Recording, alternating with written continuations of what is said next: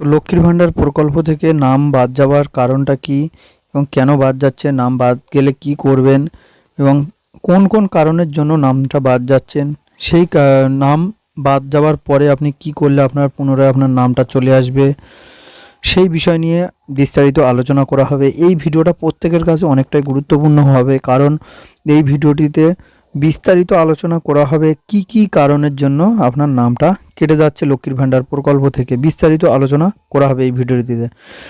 তো বাদ যাওয়া নাম কিভাবে আপনি তুলবেন সেই বিষয় নিয়ে বিস্তারিত আলোচনা করা হবে। তো ভিডিওর সঙ্গে থাকবেন, সম্পূর্ণ ভিডিওটি দেখবেন। ভিডিও ভালো লাগলে অবশ্যই একটি লাইক দেবেন, চ্যানেলে নতুন হলে অবশ্যই সাবস্ক্রাইব করবেন এবং পাশে থাকা বেল আইকনটি অবশ্যই অল করে ভিডিওটি প্রত্যেককে শেয়ার করবেন, যাতে প্রত্যেকে এই বিষয়গুলো জানতে পারে। তো চলুন ভিডিওটি শুরু করা যাক। তো প্রত্যেকে জানেন যে এই প্রকল্পে অর্থাৎ লক্ষ্মীর ভাণ্ডার প্রকল্পে আগে ছিল 500 টাকা করে। তো সেই 500 টাকাকে বাড়িয়ে এখন বর্তমানে 1200 টাকা এবং 1000 টাকা করা হয়েছে। তো সেই সব এইসব জিনিসগুলো আপনারা অবশ্যই জানেন। তো কিছু কিছু এবারে দেখুন যে কেন বাদ পড়ছে নাম। ঠিক আছে, লক্ষ্মীর ভাণ্ডার প্রকল্প থেকে নাম বাদ পড়ার পিছনে সরকার নির্দেশ, যে সরকারের যে নির্দেশ, কিছু কারণ উল্লেখ করা হয়েছে যেগুলির জন্য এই প্রকল্প থেকে নাম বাদ পড়ছে। সেগুলির প্রথম হচ্ছে অনেক মহিলার নামে একাধিক ব্যাংক অ্যাকাউন্ট রয়েছে। এই সমস্ত মহিলাদের নাম এই তালিকা থেকে বাদ দেওয়া হয়েছে। এবার এখানে ভুয়া কিছু কাগজপত্রের জন্য নাম বাদ পড়ছে। যেমন দেখুন যে কিছু আবেদনকারী লক্ষ্মীর ভাণ্ডার প্রকল্পের আবেদন করার সময় ভুয়া যে জাতিগত শংসাপত্র জমা দিয়েছে, এই প্রকল্পের সুবিধা নিয়েছিলেন। প্রকৃত দরিদ্র মহিলাদের কাছে এই সুবিধা পৌঁছানোর জন্য সেই সমস্ত আবেদনকারীদের নাম তালিকা থেকে বাদ দেওয়া হয়েছে। তারপরে যে বয়সের যে অনিয়ম, অর্থাৎ লক্ষ্মীর ভাণ্ডার প্রকল্পের জন্য ন্যূনতম 25 বছর যে বয়স, কিছু আবেদনকারী বয়সের প্রমাণপত্রে ভুয়া তথ্য ব্যবহার করায় তাদের নাম এই প্রকল্প থেকে বাদ দেওয়া হয়েছে। তারপরে এখানে অসম্পূর্ণ কেওয়াইসি। এখানে অসম্পূর্ণ কেওয়াইসি মানে যাদের ব্যাংক অ্যাকাউন্টে কেওয়াইসি সম্পূর্ণ করা নেই, তাদের এই প্রকল্পের সুবিধা থেকে বাদ দেওয়া হয়েছে।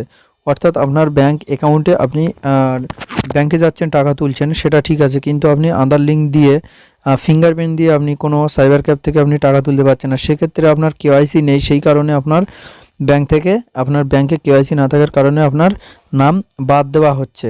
তারপর এখানে আরও কি বলছে দেখুন যে জয়েন্ট অ্যাকাউন্ট সমস্যা, অর্থাৎ ব্যক্তিগত যে ব্যাংক অ্যাকাউন্ট ছাড়া জয়েন্ট অ্যাকাউন্ট যে সমস্ত মহিলারা ব্যবহার করেছে তাদের নাম এই প্রকল্প থেকে বাদ দেওয়া হয়েছে। অর্থাৎ আপনার বাচ্চার সাথে আপনি জয়েন্ট অ্যাকাউন্ট করে রেখেছেন, বা আপনার স্বামীর সাথে আপনি জয়েন্ট অ্যাকাউন্ট করে রেখেছেন, বা আপনার কোনো সংস্থা থেকে টাকা নেওয়ার জন্য আপনার জয়েন্ট অ্যাকাউন্ট ছিল, সেই জয়েন্ট অ্যাকাউন্ট আপনি দিয়েছেন, সেই ক্ষেত্রে আপনার নাম বাদ পড়ে গিয়েছে।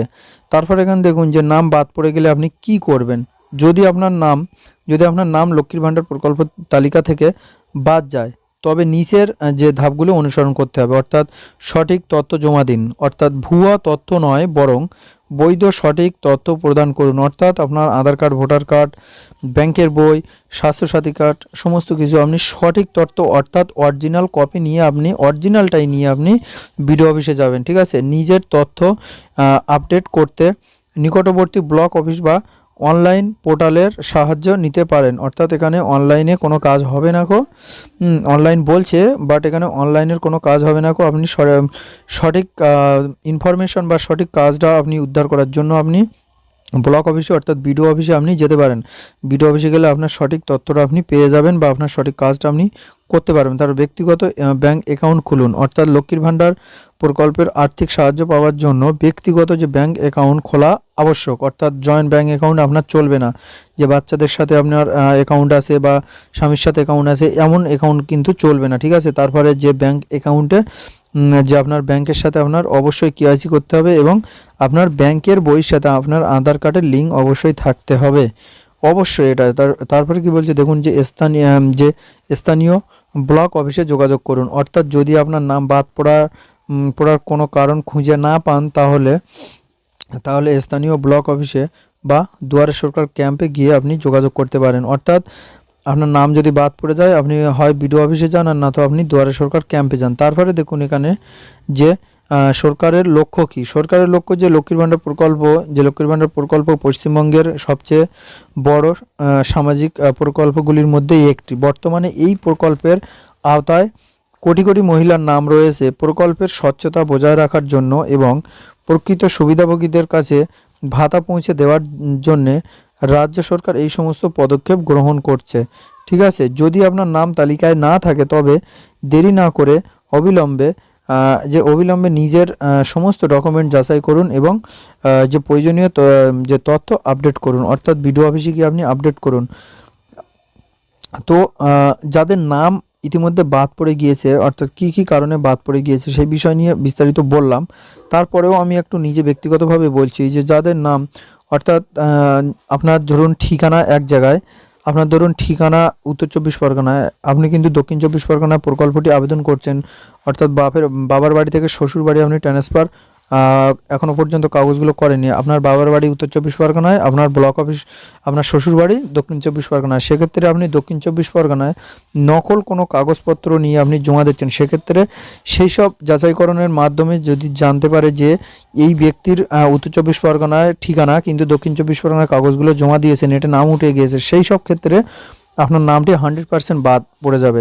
সেইগুলো ধ্যান রেখে আপনি সঠিক কাগজপত্র ঠিকঠাক করে আপনি ব্লক অফিসে অর্থাৎ বিডিও অফিসে আপনি জমা দেবেন।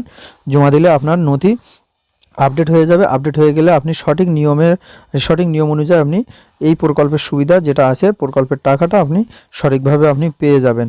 তো বিস্তারিত জানতে আপনি বিডিও অফিসে যোগাযোগ করুন এবং এই ভিডিওটিতে যদি কোনো ভুলভ্রান্তি হয়ে থাকে অবশ্যই ক্ষমার চোখে দেখবেন এবং আপনি যদি এই ভিডিওটি থেকে সামান্য পরিমাণে যদি উপকৃত হয়ে থাকেন তবে অবশ্যই একটি লাইক দিয়ে ভিডিওটি প্রত্যেককে শেয়ার করবেন। আর চ্যানেলে যদি নতুন হয়ে থাকেন অবশ্যই একটি সাবস্ক্রাইব করবেন এবং পাশে থাকা বেল আইকনটি অবশ্যই অল করে রাখবেন যাতে নিত্য নতুন তথ্য সর্বপ্রথম আপনার কাছে পৌঁছায়।